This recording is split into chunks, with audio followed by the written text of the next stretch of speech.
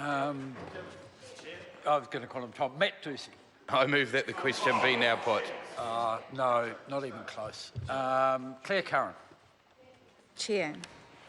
Mr. Chair, well, what this government won't say is that the justification for the extension of non-democracy in this bill is the continuation of central government's control over regional government.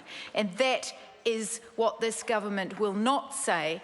And it's pathetic to over and over again hear this government, hear members of this government, including the Minister and the Chair today, the Prime Minister earlier today, get up and say, just because the previous Labor government did something at some point in the past, then that's justification for whatever they're doing now in the present, with no rational discussion around it, no evidence base, nothing that is actually sensible to go with it. It's just, look, Labor over there, then don't ignore what we're doing here. It's pathetic, and it happens almost every day in this House.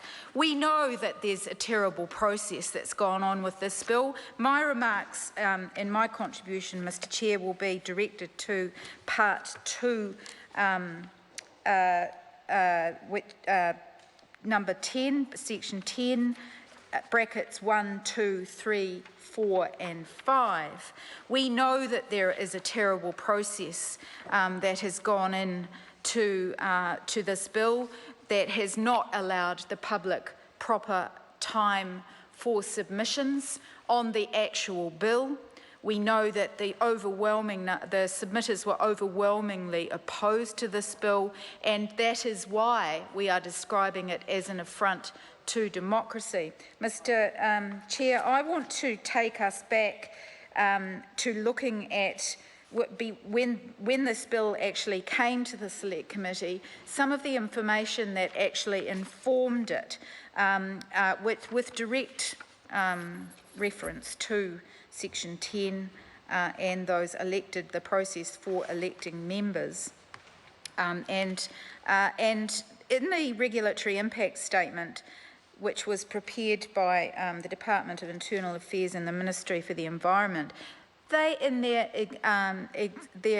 summary, noted that public consultation on what actually appeared in this bill was only confined to the proposal for the preferred option of a mixed model governance structure, rather than the range of options. And there were three options in the original regulatory impact statement.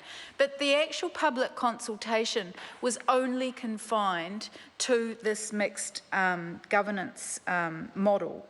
And so that the questions in the discussion document encouraged comment on the other solutions. Some submitters did so, but it did limit, and those ministries said it limited the ability to present full community views on other options. They also said, and this goes directly to the Minister's comments when he spoke before, that while this mixed model governance structure is based on a district health board model, the proposed governance model has an element of uncertainty as to its effectiveness, as it has not been used previously in a local government context. And that is the point. And while the Minister gets up and says, oh, well, Labor did something in the past, and by the way, it's based on a district health board model, the thing is, though, that it is uncertain as to whether or not that would work for a regional council.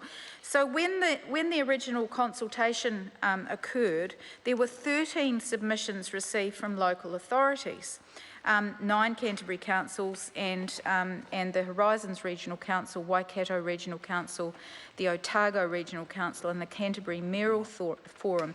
As you would expect, Mr. Chair, 6 of those 9 submissions received from the Canterbury councils, and of course these are the ones that are going to get representation under this mixed governance structure, as is referenced at Section 10, where of the 7 elected members, 3 of them are going to be from those regional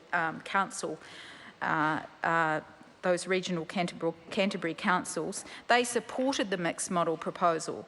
but only 5 supported it as it was set out in the discussion document, because the Ashburton City District Council was concerned about the ratio of elected members to be, and they wanted, Mr Chair. Jan Logie.